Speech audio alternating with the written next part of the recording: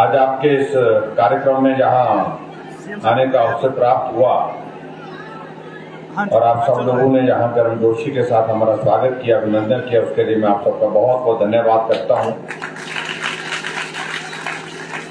और मुझे इस बात की भी खुशी है कि जो हमारा यहाँ पर क्षेत्रीय हॉस्पिटल कुल्लू का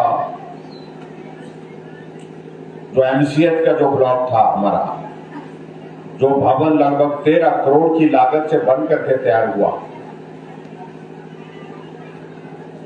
2018 में उस भवन का हमने शिलान्यास किया था और उस वक्त हमारे वर्तमान में पार्टी के सम्मानीय अध्यक्ष जगत प्रकाश नड्डा जी केंद्र में स्वास्थ्य मंत्री हुआ करते थे।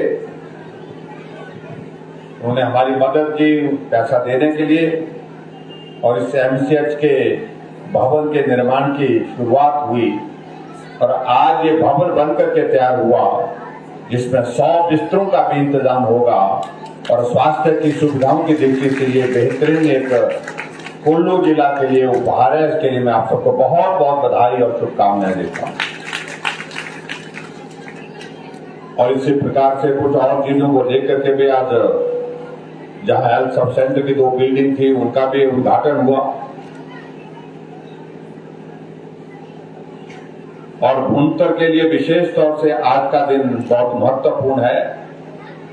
एक तो नए बीडीओ के ऑफिस की शुरुआत हुई, उसके लिए मैं आप सबको बहुत बहुत बधाई देता हूं। चौरी जी को भी, क्योंकि वो सांझ आया आपका बंडार विधानसभा क्षेत्र की भी शायद निकल में काफी पंचायतें 21 पंचायतें उसमें आई और इसके लिए दोनों ने, महेश्वर सिंह जी और इन्होंने खूब जिद की कि भाई ये होना चाहिए, तो सब लोगों के आग्रह पर इसको किया और निश्चित रूप से एक अच्छी शुरुआत आपके लिए यहाँ पर भुंतर के इस ब्लॉक के माध्यम से हुई है। उसके लिए आप सबको बधाई और शुभकामनाएं।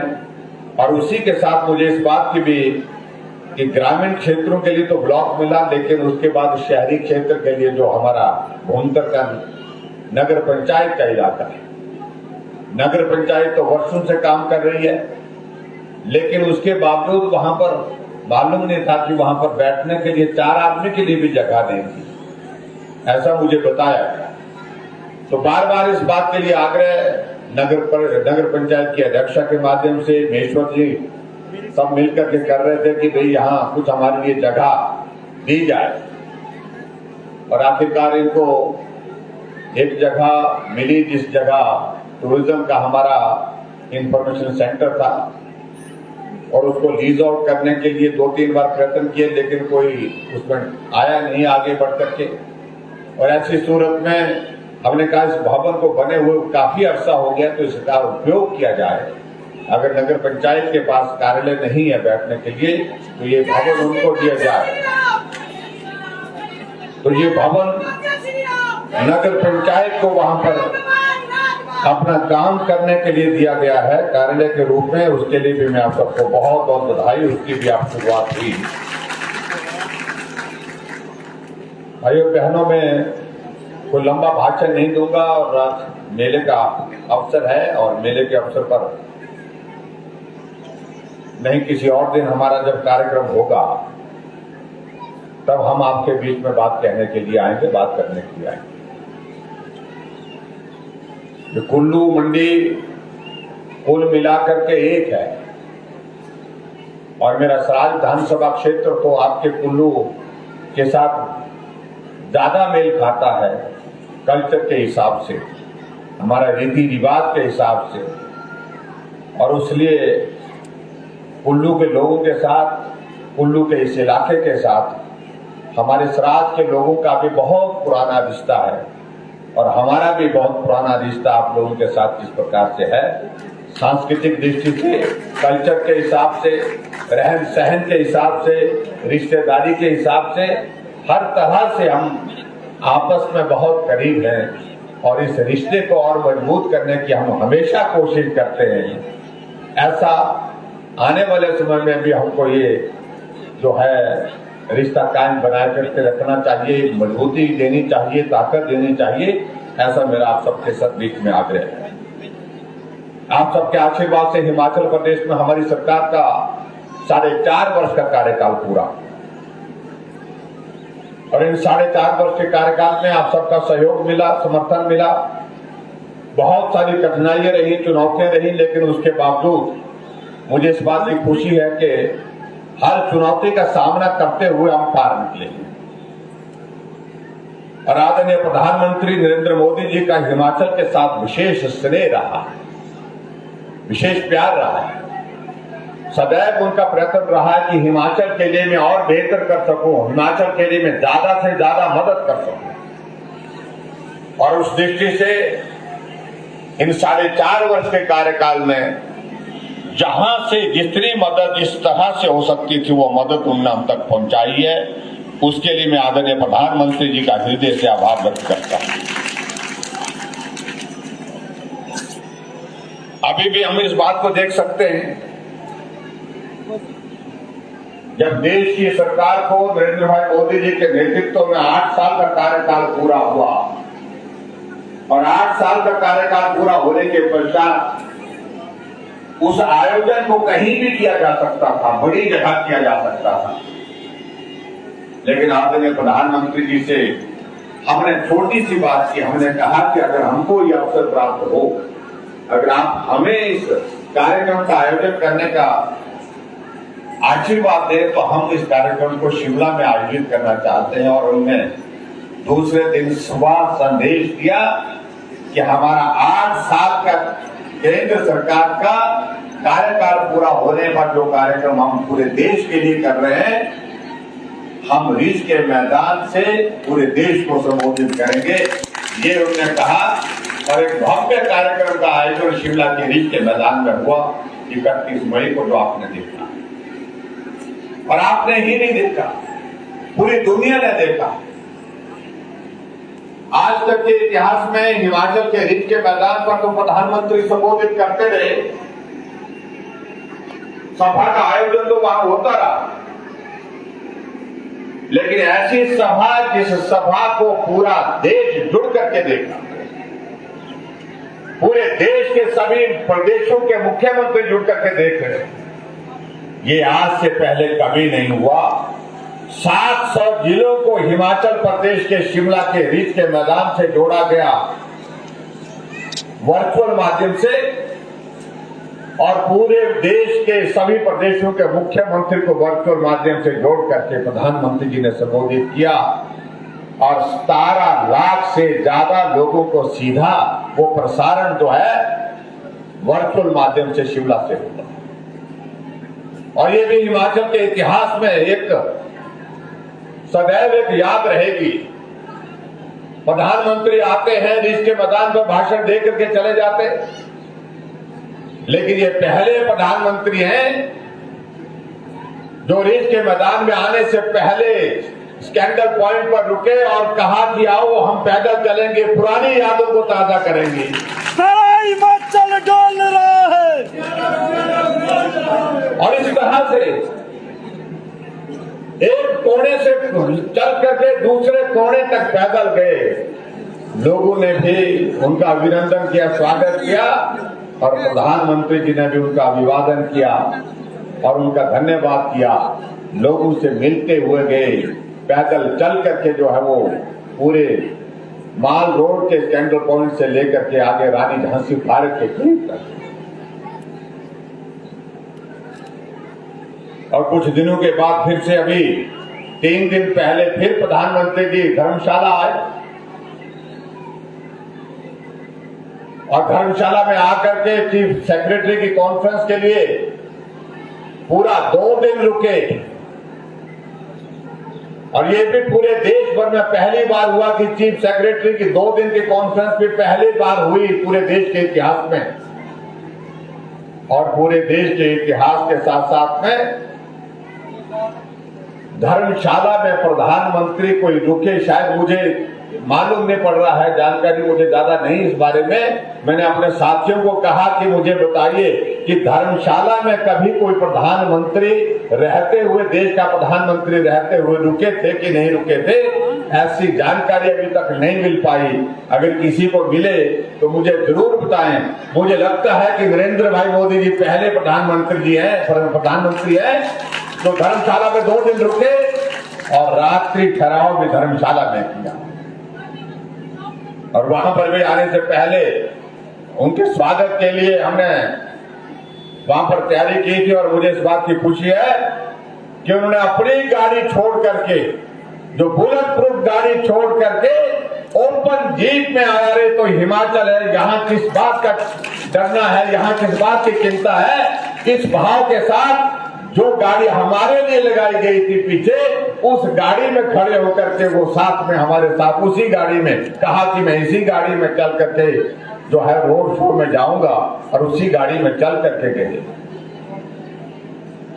एक संदेश है हिमाचल के, कि हिमाचल मेरे दिल के करीब है, ये उनकी भावना है। और मैं ये भी कहना चाहता हूं कि पूरे हिमाचल वासियों के भी वो बहुत दिल के करीब है। ये भी बड़ी स्पष्ट बात है। पूरा धर्मशाला कल जो है पूरा उमड़ करके आया उनके अभिनंदन करने के लिए, स्वागत करने के लिए। लेकिन मुझे विचित्र लगता है जब कांग्रेस के नेताओं की बातें सुनते। प्रधानमंत्री जी आए थे, दिया कुछ नहीं। प्रधानमंत्री जी आए थे, मांगा कुछ नहीं। ये पता नहीं किस परंपरा की उन्होंने बातें कही होंगी। उनको इस बात को समझना चाहिए, परिस्थितियां बदल गई हैं। जहां मांग कर लेने या देने की आवश्यकता नहीं पड़ती है। और हमारे प्रधानमंत्री जी ने बिना मांगे हिमाचल प्रदेश के लिए 1 नहीं 2 नहीं 10,000 करोड़ रुपए से ज्यादा इन 4.5 वर्ष के कार्यकाल में केंद्र से सब्सिडी है। मैं दिल्ली गया, हमने कहा कोविड के कारण बहुत नुकसान हुआ, कुछ मदद करिए। और मदद करने के लिए हमने उनसे आग्रह किया कि हमें कुछ पैसा दीजिए। हम शिमला बाद में पहुंचे, 200 करोड़ रुपए की चिट्ठी शिमला पहले आ गई थी कि 200 करोड़ रुपए हिमाचल के लिए सबमिट किया जा रहा है। दूसरी बार गए, फिर से निवेदन किया, फिर 200 करोड़ रुपए, 800 करोड़ रुपए हिमाचल प्रदेश को स्पेशल असिस्टेंस के नाते उन्होंने दिया, जिस पर ब्याज नहीं होगा। ये मैं कहना चाह रहा हूं, हिमाचल के लिए मदद के रूप में उन्होंने दिया। आप काम करिए, हिमाचल के विकास के लिए पैसे की जरूरत है, हम उसमें मदद करेंगे। उसके बावजूद भी कांग्रेस के लोग बोलते कि कुछ नहीं दिया। अरे इनके भी प्रधानमंत्री आए थे, शिमला के रिज के मैदान में ठंडी ठंडी हवा में सो गए थे। उसको भी भूल नहीं सकता देश, और ये प्रदेश को बिल्कुल नहीं भूल सकता। इन सारी बातों को मैं जिक्र नहीं करना चाहता हूं, ज्यादा उस पर कहना भी नहीं चाहता हूं। लेकिन भाई और बहनों, मैं इतना जरूर कहना चाहता हूं कि आदरणीय प्रधानमंत्री नरेंद्र भाई मोदी जी बहुत जल्दी फिर से हिमाचल आने वाले हैं। 3 कार्यक्रम अभी प्रधानमंत्री जी के सितंबर के महीने तक हिमाचल को और मिल रहे हैं, हम उसकी भी तैयारी करेंगे। लेकिन कांग्रेस के लोग इस बात से परेशान हो गए कि प्रधानमंत्री जी फिर आ गए। 31 मई को कहा, मैंने कहा प्रधानमंत्री शिमला आ रहे। तो अच्छा शिमला आ रहे? मैंने कहा हाँ आ रहे। फिर मैंने कहा उसके बाद धर्मशाला, अच्छा धर्मशाला भी आ रहे? मैंने कहा हाँ धर्मशाला भी आ रहे। अब मैंने कहा कि भी चंबा भी आ रहे। अच्छा चंबा भी आ रहे? मैंने कहा बिलासपुर में भी आ रहे। तो कांग्रेस ही बोलते तब हो गया काम, बोलते हमारा। अगर ऐसे प्रधानमंत्री जी आते रहेंगे हिमाचल के लोगों के साथ, लोगों के बीच में, तो बड़ा मुश्किल लग रहा उनको। और स्वाभाविक रूप से मैं इस बात को कहना चाहता हूं, हिमाचल प्रदेश में आप सबके आशीर्वाद से सरकार बनी है। सरकार का 5 वर्ष का कार्यकाल पूरा होना नवंबर के महीने में तय है, और नवंबर के महीने में चुनाव होने भी तय है। मैं आप सबसे इतना कहना चाह रहा हूं कि हिमाचल के हर विधानसभा क्षेत्र में हमने विकास करने की कोशिश की है, और कांग्रेस की तुलना में और ज्यादा विकास किया है हमने। कोरोना के संकट के बावजूद भी हिमाचल के हर क्षेत्र में विकास को गति देना कठिन काम था, मुश्किल काम था, लेकिन उसके बावजूद भी हमने इस काम को करने में सफलता हासिल की है। लेकिन जब विकास हर जगह हो रहा है तो उससे ध्यान बांटने की कोशिशें की जाए। फिर आजकल लगे हैं धरना करने, प्रदर्शन करने, बात को समझे बिना छोड़ डालने की कोशिश की जा रही है। मैं उन सारी बातों में जाने की आवश्यकता भी महसूस नहीं करता हूं। पूरे देश के लिए जिस तरह से प्रधानमंत्री जी ने अपना जीवन का एक एक पल समर्पित किया है,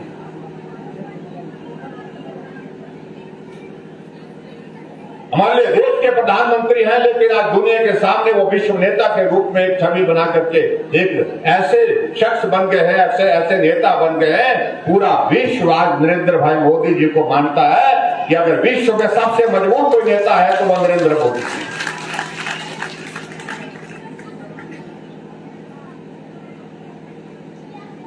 ये हमारा सौभाग्य है, इस देश को लंबे अरसे के बाद एक मजबूत नेतृत्व मिला। मैं आज के इस कार्यक्रम में उन सारी बातों का मैं जिक्र करना भी नहीं चाहता हूं। उन 4.5 वर्ष के कार्यकाल में जो हम बेहतर करने की कोशिश की, जिन योजनाओं के माध्यम से हमने काम करने की कोशिश की, लेकिन मैं हट करके ये जरूर कहना चाहता हूं, अभी मई का यह महीना, जुलाई का ये जो इसका जून का यह महीना पूरा होने के बाद जुलाई का महीना शुरू होगा, और जुलाई के महीने के पश्चात आप इस बात को देखेंगे, जो हमारी माताएं बहनें यहां पर बैठी हैं, आपको बस में आने जाने का जो किराया लगेगा वो आधा लगेगा। ये हमारी सरकार ने तय किया है, क्योंकि आप आबादी का आधा हिस्सा हैं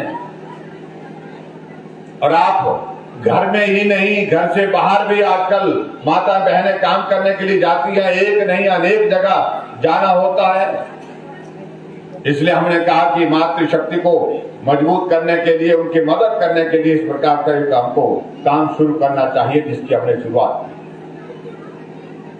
हिमाचल प्रदेश में जुलाई के महीने से पानी का बिल जो गांव में आता था, हमने कहा कि पानी का बिल नहीं लेंगे। पानी नल में आए कि ना आए, लेकिन बिल जरूर आता था। हमने कहा अब पानी आएगा लेकिन बिल नहीं आएगा।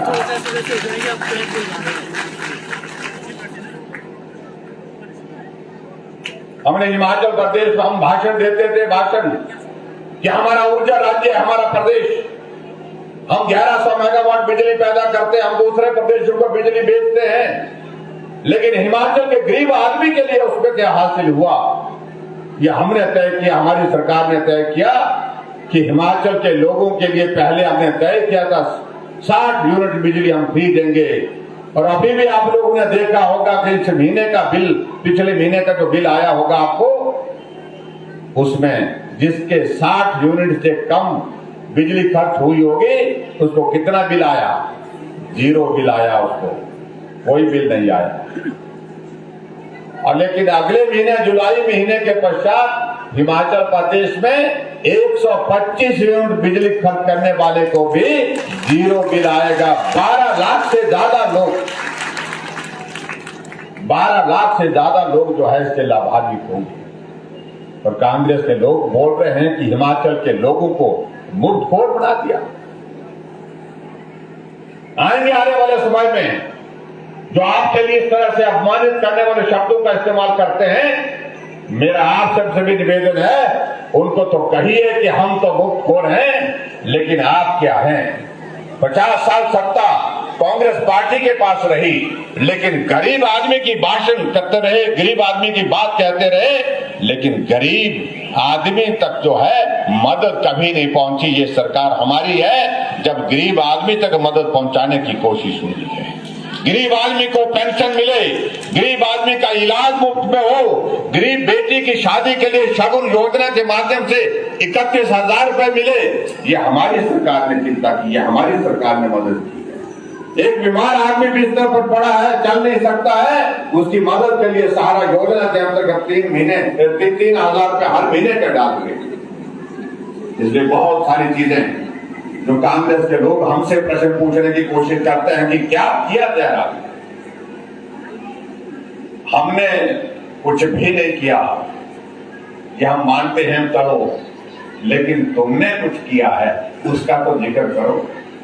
तुमने सिर्फ सत्ता हासिल की, हमने गरीब आदमी के लिए मदद करने की कोशिश की, गरीब आदमी की सेवा करने की कोशिश की। ये अंतर है हमारी सरकार और कांग्रेस की सरकार में, ये मैं आपके बीच में कहना चाहता हूं। भाइयों बहनों, में आप सबका बहुत धन्यवाद करता हूं। इस सारे दौर में आप सबका बहुत बड़ा सपोर्ट रहा, बहुत बड़ा सहयोग रहा, उसके लिए धन्यवाद। लेकिन मदद आने वाले समय के लिए भी चाहिए। और खासतौर से मैं इस बात पे मैं जिक्र करना चाहूंगा, हिमाचल के बारे में एक बात को बार बार कहा जाता है कि 5 वर्ष के बाद बोलता है सरकार बदल जाती है, और ये होता भी रहा, ये सच भी है। भाई कांग्रेस भी बोलने लगते हैं कि बस 5 वर्ष भारी और 5 वर्ष बहुत भारी, ऐसे बोल रहे थे कुछ लोग।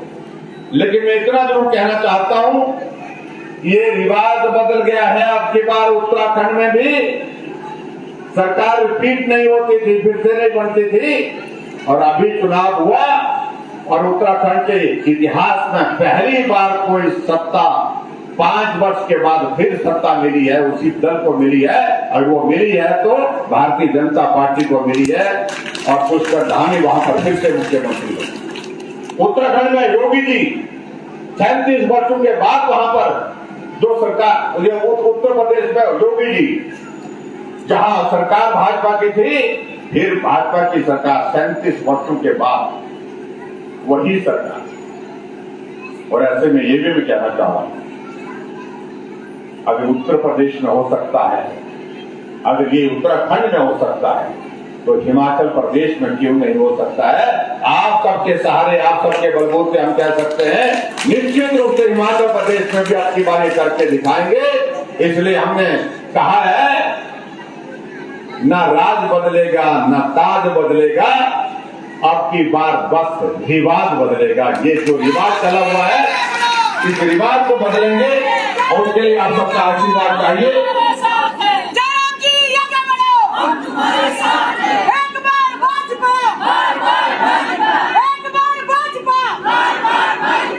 और उसके लिए कुल्लू जिला सारा का सारा चाहिए। पिछली बार 3 सीटें थी भाई, पिछली बार 3 सीटें हमारी जीती हुई हैं, 1 सीट की कमी रही है। इसको और बटा और करिए, 4/4 करिए, तो मजा है। अगर आपको ये लग रहा है कि हिमाचल में ये सरकार, हमारी भारतीय जनता पार्टी की सरकार फिर सत्ता में आनी चाहिए, तो कुल्लू का योगदान 100% चाहिए। ये मेरा आप सबसे निवेदन है, और मुझे पूरा भरोसा है कि आप इसके लिए काम भी करेंगे। यहाँ कुछ प्रस्ताव मांग के रूप में कहा, मेश्वर सिंह जी ने, इनने बड़ी एक कहानी सुनाई शादी की, और वो शादी की कहानी जो है वो जोरदार कहानी है। तो अपनी बात भी मैं सारी समझा दी कि भाई वो तो लग रहा है, लेकिन क्या कर रहे हैं, हमारा रिश्ता ऐसा है कि भाई हम मना नहीं कर सकते। और इसलिए मैं आप सबके ये 3-4 चीजों का जिक्र किया। एक आपने कहा प्राथमिक पाठशाला रसकट को जो है उसको अपग्रेड करने की बात कही गई है, तो इसको मैं अपग्रेड करके इसको मिडिल स्कूल करने की यहाँ पर घोषणा करता हूँ। और एक प्राथमिक पाठशाला डोभी है, डोभी खराहल, तो उसको भी प्राइमरी स्कूल से अपग्रेड करके इसको मिडिल स्कूल करने की यहाँ पर घोषणा करता हूँ। कोई आया भी है डोभी से? कोई नहीं आया हुआ, नाटे भरा था। एक माध्यमिक पाठशाला नरोगी बताया गया है, उसको अपग्रेड करने की बात कही है। कोई नरोगी जाएगा? हाँ, दूध आ रहा है। करना कि नहीं करना है? अगर करेंगे तो आप क्या करेंगे? मेरे को बता रहे बाहर है, वो तो मैं देख लिया। लेकिन मैं पूछ रहा हूं कि अगर मैं दूर स्कूल तो क्या करेंगे आप? मदद करेंगे ना? तो क्या सिर्फ पिछली वोट निकालेंगे ना? पक्का करेंगे? तो ठीक है, चलो आपकी बात मान ली। तो आपका नरोगी के स्कूल को मैं हाई स्कूल करने की यहां पर घोषणा करता हूं। और एक और स्कूल बाद में जोड़ दिया, कहा कि हाई स्कूल खोखन है और इस हाई स्कूल खोखन को भी जो अपग्रेड करना है, इसको सीनियर सेकेंडरी स्कूल करना है, तो इसको भी मैं सीनियर सेकेंडरी स्कूल करने की यहाँ पर घोषणा करता हूँ। खोखन बात तो ले रहे हैं यहाँ पे, तभी जाकर के मुझे लगा कि भी यहाँ है। और यहाँ शौर्य जी ने मुझे यहाँ पर टैक्स लगाया, टैक्स जिसको बोलते ना, कि बोलते मैं भाषण नहीं दे रहा हूं, लेकिन भाषण नहीं दूंगा इस कीमत पर, तो आपको ये काम करने पड़ेंगे। इन्होंने एक स्कूल मांगा है यहाँ पर, गवर्नमेंट प्राइमरी स्कूल घाट जो है वो, इनकी विधानसभा घाट मेरी कॉन्स्टिट्यूंसी में भी है, ये घाट हर जगह ही मिलते हैं। ग्राम पंचायत बलान सेकंड में इस स्कूल को अपग्रेड करके इसको मिडिल स्कूल करने की बात कही है इनने, तो उसको मैं स्वीकार करता हूं, उसको कर देंगे। और एक और स्कूल का है गवर्नमेंट प्राइमरी स्कूल रामनगर को भी मिडिल स्कूल करने की बात कही गई है। और ये ग्राम पंचायत ज्येष्ठा है, इसको भी मिडिल स्कूल कर देंगे। ये दोनों मांगे में इनकी मैंने स्वीकार की है। और इसी के साथ साथ में एक और बात कही गई कि वो जो सीनियर सेकेंडरी स्कूल हमारा पाठशाला पीज है, वहां पर कॉमर्स की क्लासेज जो है वो शुरू की जाए। तो ये कॉमर्स की क्लासेज शुरू करने की भी मैं यहाँ पर घोषणा कर देता हूँ। इसी सत्र से शुरू करने की हम कोशिश करेंगे। और एक और स्कूल बताया गया जो हमारा मणिकरण का है, वहां पर साइंस की क्लासेज शुरू करने की बात कही गई है। नॉर्म पूरे होने चाहिए और यहाँ पर भी हम साइंस की क्लासेज शुरू करेंगे, ये भी मैं आपके बीच में कहना चाहता हूँ। एक और चीज यहाँ पर बताया गया कि राजकीय वरिष्ठ माध्यमिक पाठशाला कुल्लू का नाम बदल करके शहीद बालकृष्ण का जिक्र किया है यहाँ पर, जहाँ उनके नाम पर होना चाहिए। तो इस स्कूल को भी शहीद बालकृष्ण राजकीय वरिष्ठ माध्यमिक पाठशाला कुल्लू किया जाएगा, ये भी मैं आपके बीच में यहाँ पर घोषणा करता हूँ। और मैं समझता हूँ इसके अलावा और भी चीजों को लेकर के यहाँ पर कहा है, तो 2-3 चीजों को लेकर के वो भी हम करेंगे। लेकिन एक बात को लेकर के फोन कर दिया, नगोठी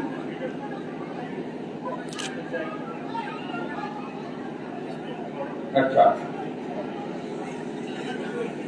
वो एक रह गया, तो नगोठी रह गया। नगोठी अच्छा, नगोठी स्कूल को भी प्राइमरी स्कूल है तो मिडिल स्कूल करने की बात कही गई है, तो इसको मिडिल स्कूल ज्यादा नहीं हो गई। चलो मिडिल से हाई करने की बात कही, इसको भी कर देंगे, ये भी मैं आपको बीच में कहना चाहता हूँ। और इसके अतिरिक्त 1-2 चीजों को लेकर के मैं और भी यहाँ पर बात कहना चाह रहा हूँ। मुझे यहाँ पर बताया डिप्टी कमिश्नर महोदय जी भी इस बात को लेकर के कह रहे थे कि भूंतर शहर चारों तरफ से अब भर चुका है, जगह नहीं बची हमारे पास। लेकिन आज मुझे दिखा रहे थे जहां हमने ये नगर पंचायत का कार्यालय शुरू किया, उसके सामने कुछ जमीन है और फॉरेस्ट के वहां पर कुछ स्ट्रक्चर बने हुए हैं। हम कोशिश करेंगे, फॉरेस्ट डिपार्टमेंट के हैं, कुछ अलग अलग डिपार्टमेंट के हैं, उस जमीन की सारी डिटेल ले लेंगे और उसमें एक तो हम 1 फ्लोर या 2 फ्लोर उसके लिए प्लान करेंगे, उसमें पार्किंग, क्योंकि पार्किंग बहुत बड़ी समस्या बन चुकी है भूंतर के लिए। पार्किंग करेंगे, लेकिन पार्किंग के साथ साथ में ऊपर उसमें जो है मिनी सचिवालय बनाएंगे, मिनी सेक्रेटरी बनाएंगे। ये भी मैं आपके बीच में कहना चाहता हूँ। जल्दी उस जमीन की सारी डिटेल्स हम वर्कआउट कर लेंगे और उसके बाद एक भव्य भवन वहां पर जो है बना करके आपके सारे जितने भी ऑफिस हैं, जिनका जिक्र यहाँ पर महेश्वर सिंह जी कर रहे थे डिटेल में, तो जहाँ कठिनाई आ रही है उन सारी चीजों को लेकर के उसमें बना करके हम तैयार करेंगे। ये मैं आपके बीच में कहना चाहता हूँ। एक और यहाँ पर नगर पंचायत वालों का ये एक आग्रह है कि जहां वो कार्यक्रम होता है आपके जो स्टेज है उस स्टेज पर छत नहीं है, और ये बताया गया कि भाई ऐसे बरसात के कारण, और ये शादी मेला बरसात के मौसम में होता है, और जब मेला होता तो कीचड़ हो जाती है। आज भी कार्यक्रम का स्थान कहीं और था शायद, लेकिन यहाँ बदलना पड़ा क्योंकि यहाँ छत है, वहाँ छत नहीं है। तो इसलिए इन्होंने कहा कि उसके ऊपर छत लग जाए तो हमारे लिए उसमें कार्यक्रम करने की सुविधा रहेगी। तो उसके लिए मैं अलग से 10 लाख रुपए स्वीकृत करने की घोषणा करता हूँ। और अंत में फिर से शादी मेले की आपको बहुत बहुत बधाई, और आप सबके सहयोग और समर्थन से जो सरकार हमने 4.5 वर्ष तक चलाई, और 4.5 वर्ष के बाद 5 वर्ष का कार्यकाल जब पूरा होगा, आपका आशीर्वाद भरपूर हमको प्राप्त होगा, ऐसा मुझे पूरा विश्वास है, पूरा यकीन है। इतनी बात कहते हुए आप सबका बहुत बहुत धन्यवाद। अब कुल्लू हॉस्पिटल की एक बात रह गई कि कुल्लू हॉस्पिटल में 300 बेड, अभी 300 बेड पहले थे, लेकिन आज से जो हमारा एमसीएच का भवन बन करके तैयार हुआ, उसकी कैपेसिटी अब 400 बेड की बन गई। और स्वाभाविक रूप से 400 बेड की कैपेसिटी होने के कारण वहां पर डॉक्टर्स और पैरामेडिकल स्टाफ और दूसरे जो नर्सिस का जो स्टाफ स्ट्रेंथ जो है उसको भी रिव्यू करने की जरूरत है, उसको भी बढ़ाने की जरूरत है। नॉर्म के मुताबिक जितने डॉक्टर्स और उसमें करने होंगे वो भी कर दिए जाएंगे। ये भी मैं आपके बीच में कहना चाहता हूँ, ताकि कुल्लू में स्वास्थ्य की अच्छी सुविधाएं आपको मिल सके, इस बात को सुनिश्चित करेंगे। आप सबका बहुत बहुत धन्यवाद। नमस्कार, जय हिंद, जय हिमाचल।